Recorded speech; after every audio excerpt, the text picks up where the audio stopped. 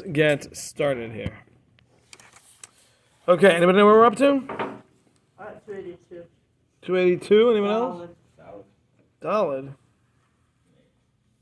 Yeah. I think we did Daled, didn't we? It's not everyone, hey. Yeah, we did Daled. We're on hey, aren't we? I believe we are done with Daled, and that puts us on Hay. Mm-hmm.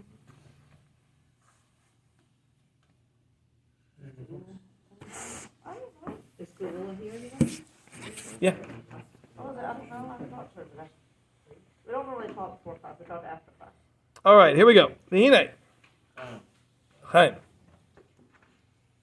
Says the one guy in the room who doesn't have a drink. I don't have that. Mitnai ha-mitzvah hazais. Some of the conditions that are necessary for the fulfillment of this mitzvah, and we are referring here to Shema, and we talked about how the world can have all sorts of goodness come to it because of the fulfillment of the mitzvah of Shema. And the fulfillment of that mitzvah, so far, we have mentioned, includes testifying of Hashem's oneness, and how everything that exists is Hashem's doing, and by accepting Hashem's sovereignty. That's what we've discussed until now.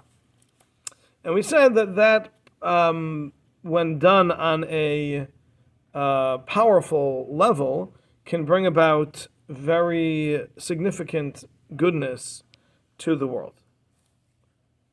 Okay, and we said that the idea is the connection, that when we connect things to Hashem, Hashem kind of sends that back to us and shows that connection to us. So when we associate things with Hashem, they become intrinsically more associated, or I shouldn't say intrinsically, but I guess to the eye, they become more associated with Hashem, and that brings the world closer to perfection, because Hashem is the perfection, and as the world becomes closer to Him, the world itself comes closer to perfection.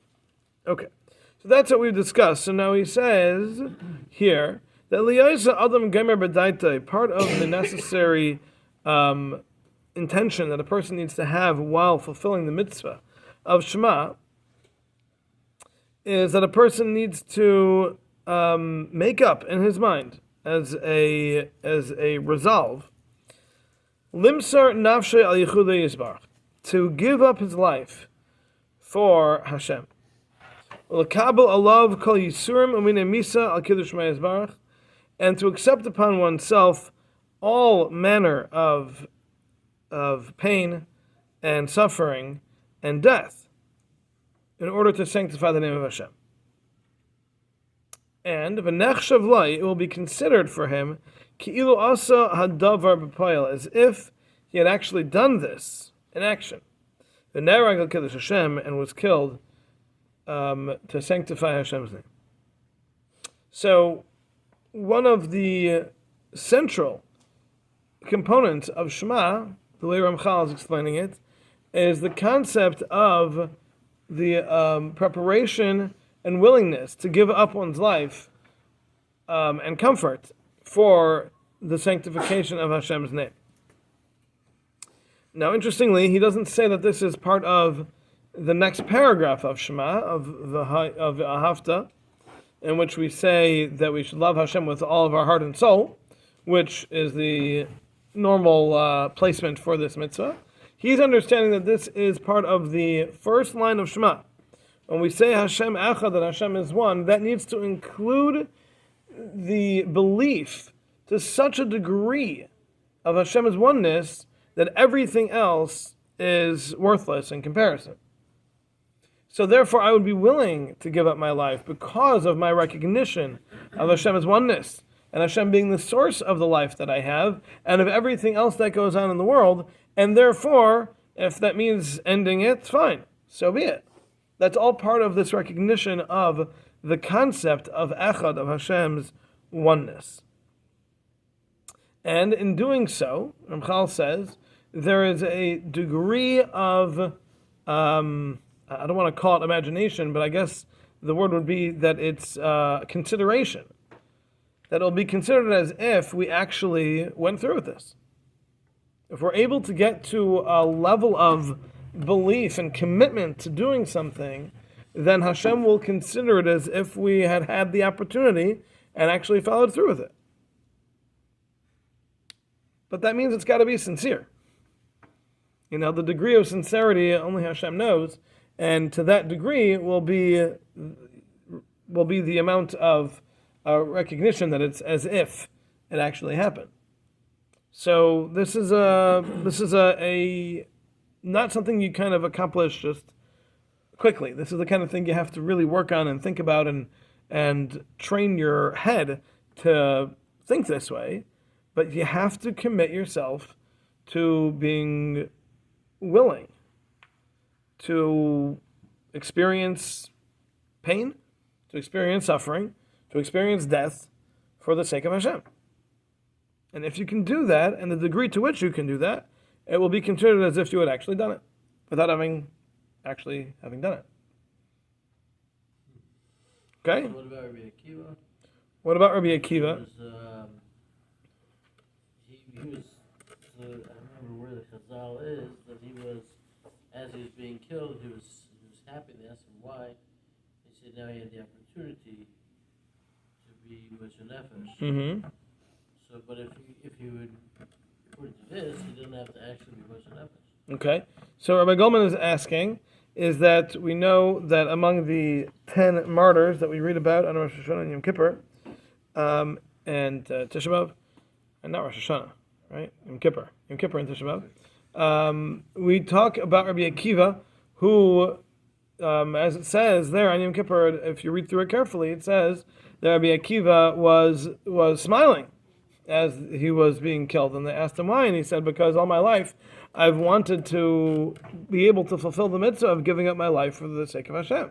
And I finally have that opportunity. Rabbi Goldman's asking, well, what do you mean? Every time you say Shema, you have that opportunity. So why was this so unique? So the answer is, as we're going to see, this isn't the highest level. As if you did it is not as good as having actually done it. So there's a level of as if, and then there's a level of actual. So the level of as if is a bit lower than the level of actual, and therefore Rabbi Akiva was excited about the opportunity to fulfill it in actuality. Okay. All right, we good? We have a concept of the Kuach Nefesh, right, where it could be Docha Shabbos, it can override Shabbos to save a life, which says to me, in my limited understanding, that a life is so valuable that we could override Shabbos, which Shabbos is the ultimate teshuv to Hashem. So my question is, over here, giving up our life for Hashem, al Kiddush Hashem, why wouldn't we preserve? I mean, why wouldn't we be able to preserve our lives, try to stay alive? I mean, again, trying not to die, trying not to give up our lives, trying not to sacrifice our lives in a way based on Kuach Nefesh, if that makes any sense. Okay, so Stephen's asking, where does the opportunity versus danger, where is that line drawn? And the answer is that we have very specific rules for when we are allowed to give up our lives for Hashem's sake, because Hashem himself tells us, don't give up your life under most circumstances, but there are certain circumstances in which we can. So basically, the answer to your question is, we do preserve life as much as possible. But in the event that we don't have that opportunity, and we cannot get out of it, what do? Do we give in? And do we say, I'm going to give up my belief in Hashem and cave to the pressure? Or am I going to say, no, too bad, I'm going to do it anyway? So it's not saying that we shouldn't preserve life whenever possible. It's saying when the opportunity presents itself and this is the only option, how do you take it? What do you do with that? And Shabbos is not the highest ranking. The Gimel Chamuros. Right, there are certain prohibitions which we're not allowed to say, well, I'll stay alive and violate the prohibitions. right? So this would be the prime example is Avodah Zarah. So if somebody says, I want you to serve the idol and denounce Judaism or die, then we have an obligation to die. And this is the classic example in which we should be taking that opportunity. Okay, right. That's a very good example. And during That's where, Shema, like, you could say in out loud, I denounce the idol, but in your heart, you still obviously believe in Hashem and you're preserving your life. Right. and if that's the time of Shema, then you can't even do it for any mitzvah. You can, yeah, that's true too. Yeah. So there are parameters, and hopefully these are not things we'll ever have to know about, but there are certainly circumstances in which a person is required to give up their life. And that's what we would be describing over here. Now, there is discussion about, are there circumstances in which a person is allowed to give up their lives for the sake of Kiddush Hashem, even though it's not one of the cardinal sins? Would they be allowed to anyway in order to create a Kiddush Hashem? That's a discussion in halachic literature. But okay, all right, good. Yeah. Moving on. Okay. Okay, here we go. V'gam. 1 second. Gula, are you trying to say something? Hold on. I don't have any sound here. Is your volume off? I may have turned it way down. No. 1 second. I'm not getting any sound. She should unmute herself. She's not muted. The phone has sound.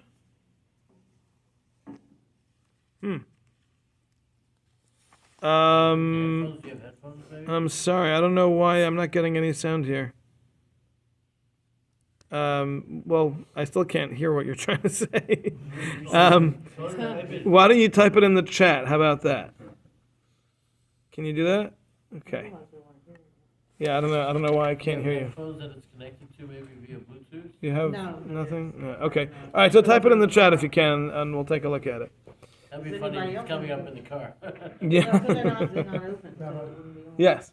So, since idolatry was gone, like with the men of the Great Assembly, Mm-hmm. why do we still use that word? Wouldn't you say, if somebody comes on and says you must change your faith to this or to that, and renounce Judaism, why would you say idolatry? Okay, why do I specifically mention idolatry instead of just saying any kind of renouncing your faith?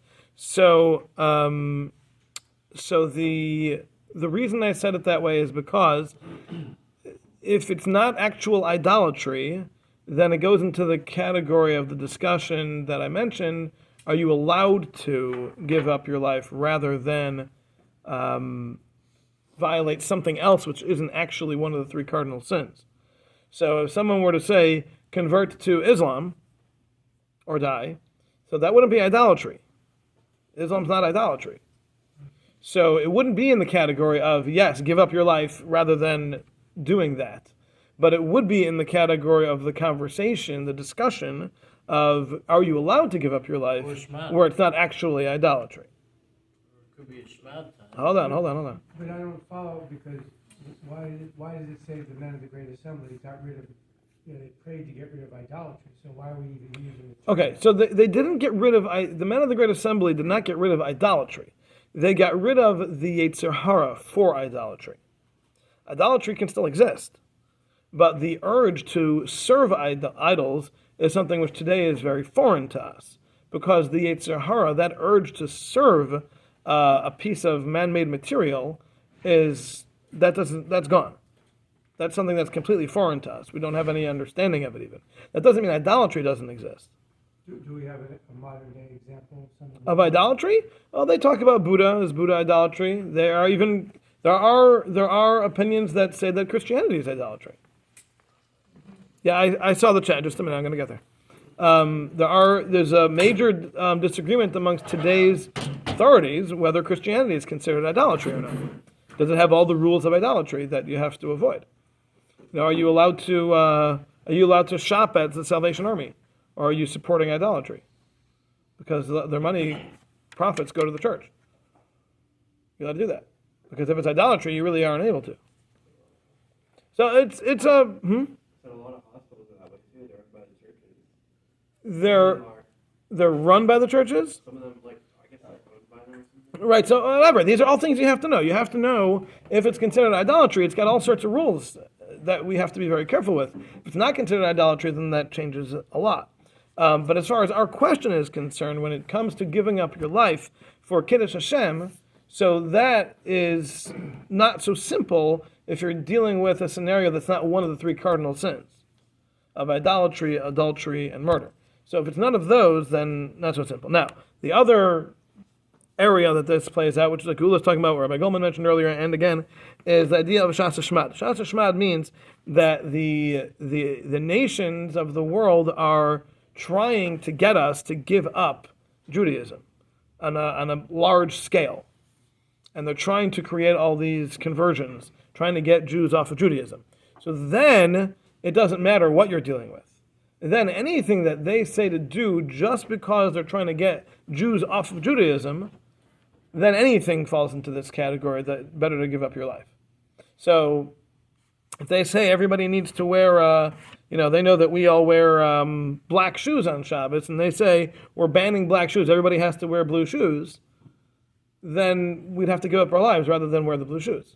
Because the intent there is to pull Jews away from Judaism. So when it's something like that called Shas Shmad, a time that they are working to uproot Judaism, then it doesn't matter what it is they're asking us to do or not allowing us to do, we have to ignore it entirely. And even if that means giving up our lives. So if anyone ever said it was easy being Jewish, they haven't been around very long. Okay. All right. Is this clear? Good?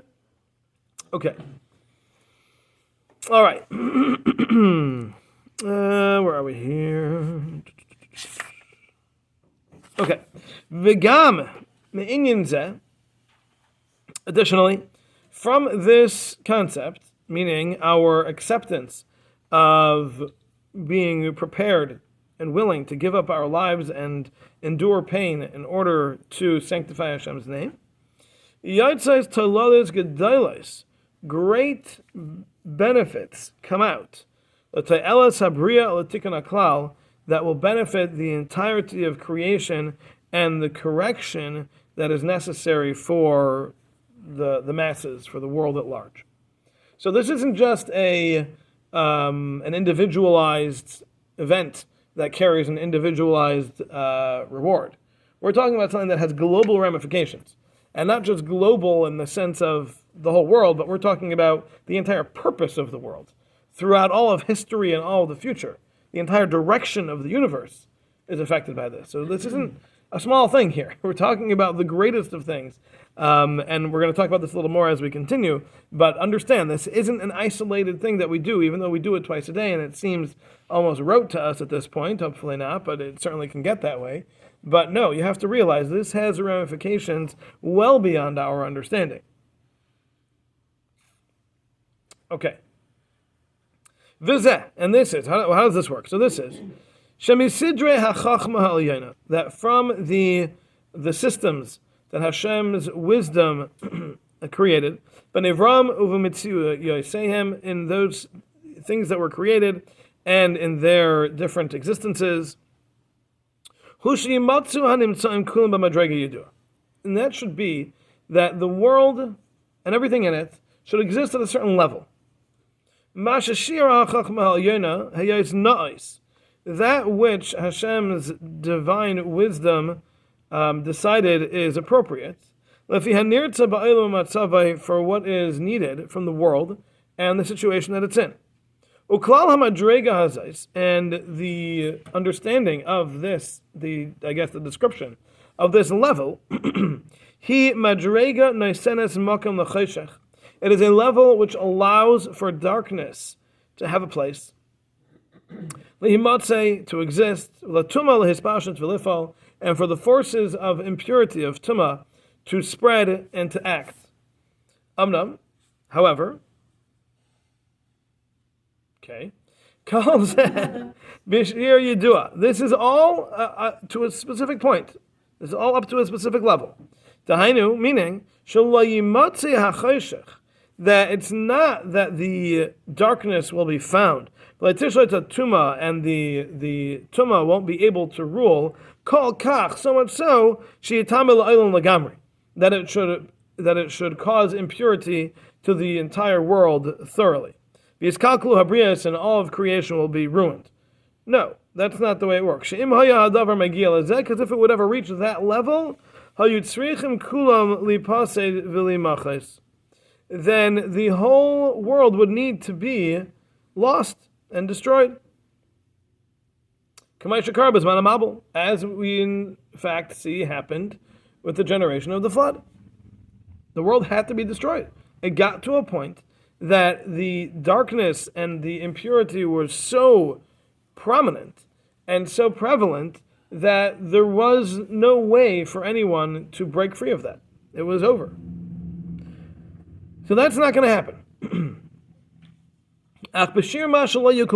Rather, the maximum that this can reach is a level in which the world itself will not be ruined. Rather, there will be remaining in it the world will be mundane and not holy. It will be dark and not clear. So, what he's saying here is that the world today, post-Mabul, the world is set up in a way that allows for the darkness to exist. It permeates, it spreads, and it acts and can rule, but only to a point. It can never anymore, since the flood, and Hashem is promising He will never do that again, the world can never get to a point in which it's impossible to break out of it. That can't happen. The amount of darkness that's capable of reaching the world is limited. What happens when it hits that limit? Nothing. That's the limit it can hit. It gets to that level, and it cannot go beyond that. It cannot get darker. It cannot get worse.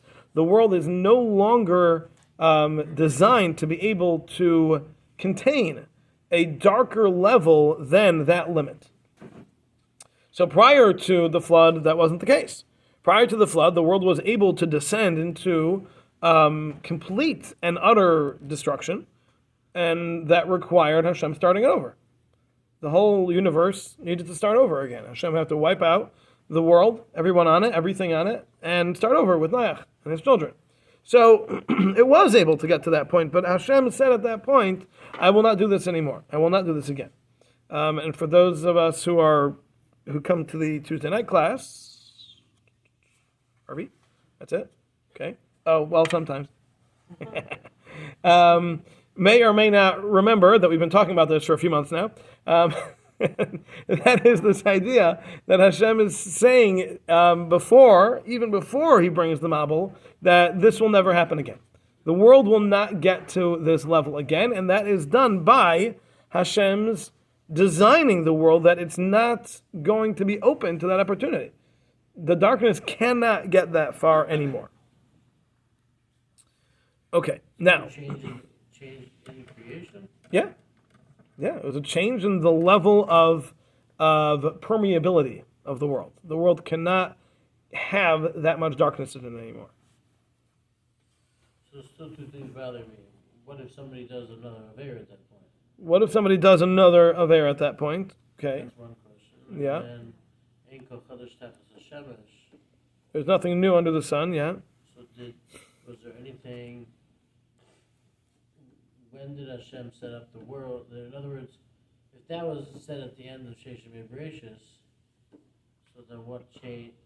How can something change after the end of the 6 days of creation? Yeah. Okay.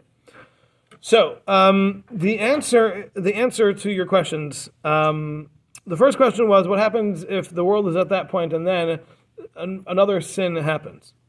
Okay. So what happens is nothing. Meaning that if a person is in a dark room, in which no light can permeate, it's not going to get darker than that. It's as dark as it can get. It can't get darker than that. There's a certain level at which there's just nothing beyond that. It can't happen. So if someone were to sin at that point, it's not going to have a global effect. that the world will then descend further. It can't. There's a threshold. Hashem said the world is not going to go below that anymore. Now, does that mean that it will never come to that point? Hashem is simply orchestrating events that once it hits that point, no one will sin, and it's going to go back up, and it'll just never. It just happens to be. It'll never work out that way. It's possible. It's possible that's what it means.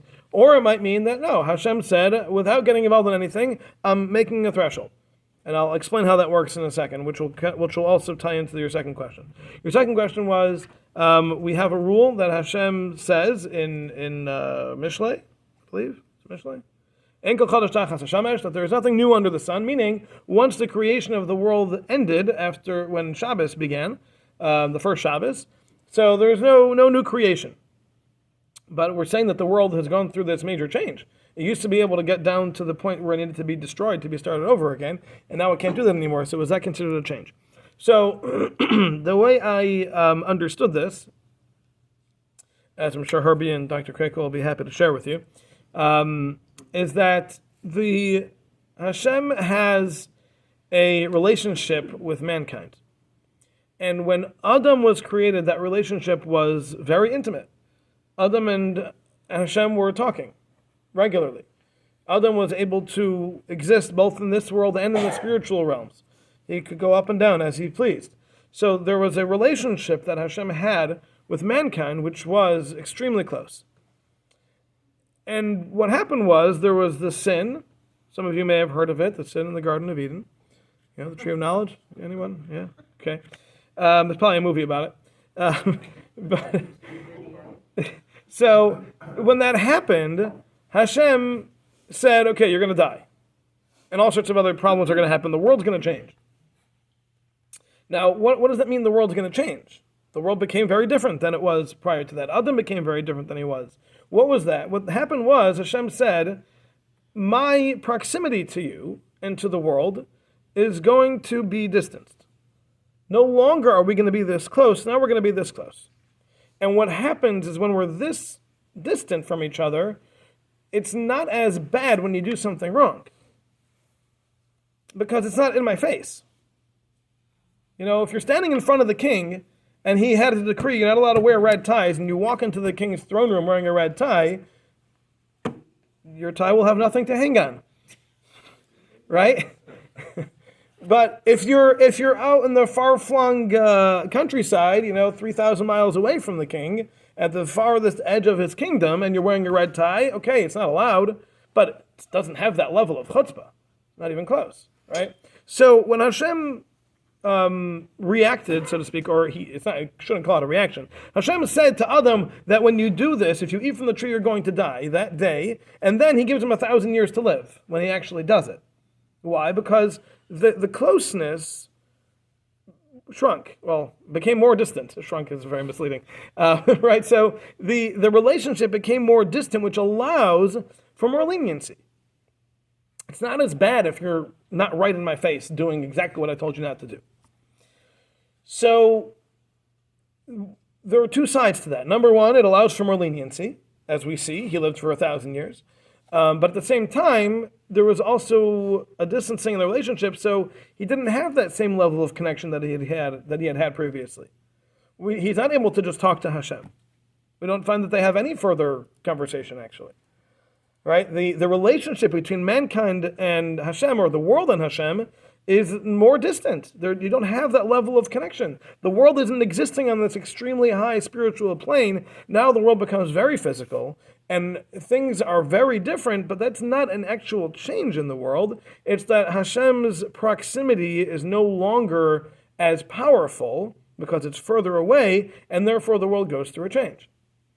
And that process continued over and over and over again, which is why you'll find that the first Beis HaMikdash, for example, the sins that destroyed the first Beis HaMikdash were much less severe than the second Beis HaMikdash. And the things that were going on in the second Beis HaMikdash were much worse than was going on in the first. And at the same time, we find that the level of Hashem's presence in the first Beis HaMikdash was much stronger than in the second. So what does that mean? What that means is that our level of connection to Hashem in the first Beis Hamikdash was here. So in order for that to be destroyed, doesn't take so much. We're pretty close. The level of the Shekhinah's presence in the Beis Hamikdash is very strong.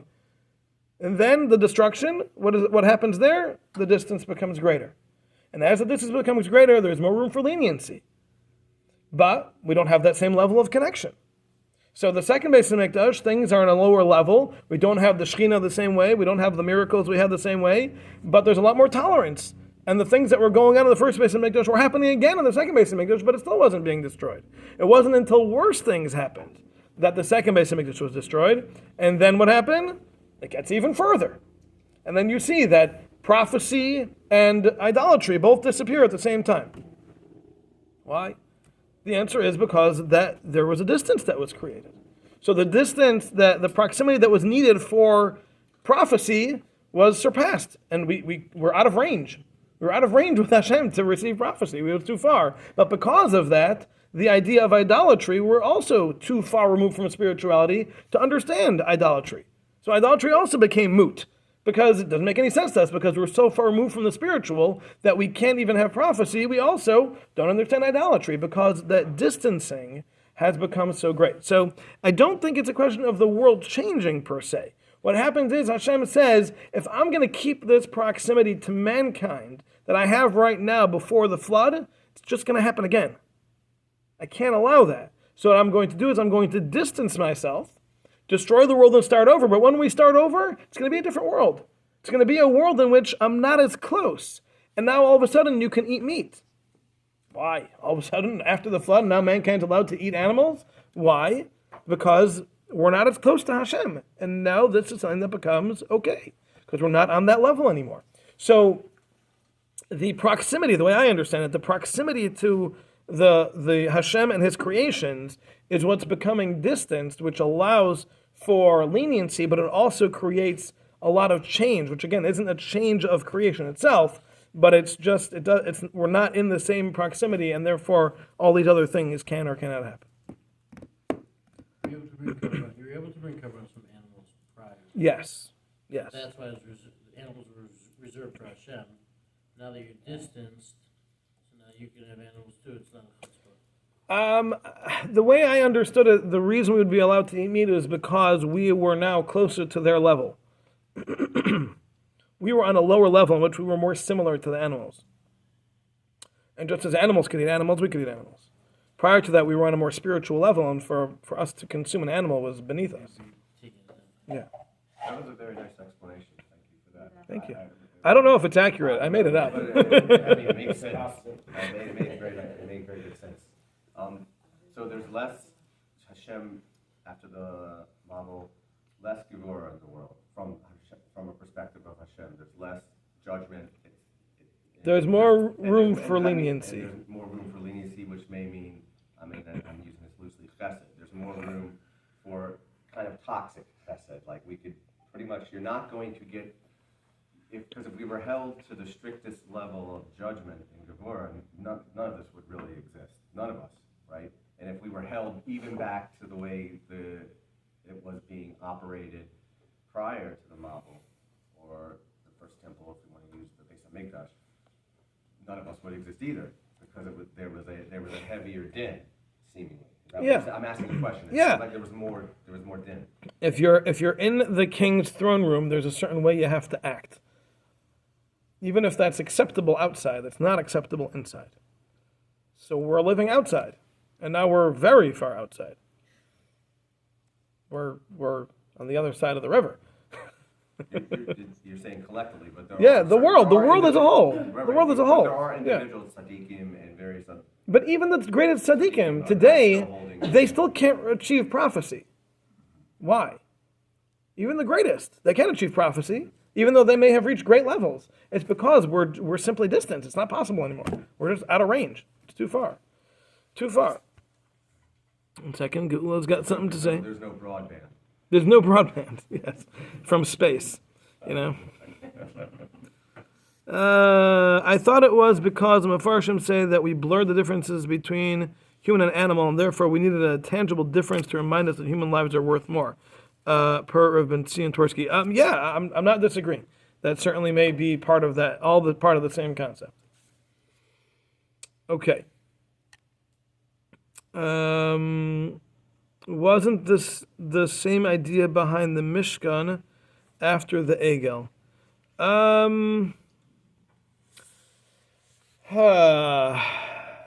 Yes, but that's more complicated conversation. Let's leave that for now. That gets very complicated because then you're talking about zoning in on one space and saying that space is different than other spaces, which is another conversation. We're just talking globally now. Keep it simple. We'll get to times next week or so. But, yeah. All right. Okay. Anything else? No, we're good.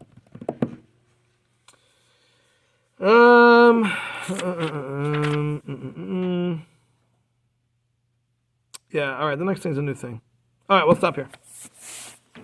Alrighty. Have a wonderful week, everybody. And see y'all later.